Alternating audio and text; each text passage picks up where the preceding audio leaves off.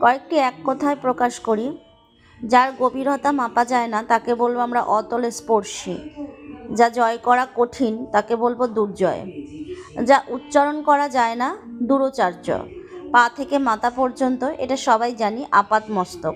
নিন্দা করার ইচ্ছা এটাকে বলবো আমরা জুগুপ্সা। জানবার ইচ্ছা অর্থাৎ যা জানার ইচ্ছা আছে তাকে কি বলবো জিজ্ঞাসা।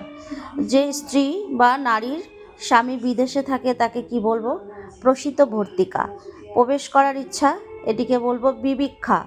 অনেক বিষয় জানে যে সর্বজ্ঞ।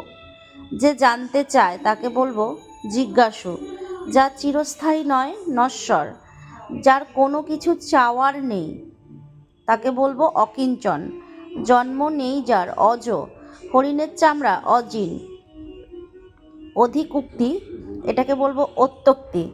যা গলে যায় না এমন পদার্থকে বলবো আমরা অদ্রব্য। ঋণ গ্রহণ করে যে অধমর্ণ। যা অধ্যয়ন করা হয়েছে অধীত। আত্মাকে অধিকার করে অধ্যাত্ম। যে নারী অন্যের নিন্দা করেন না তাকে বলবো অনসূয়া। যে মেয়ের বিয়ে হয়নি তাকে বলবো আমরা অনুরা।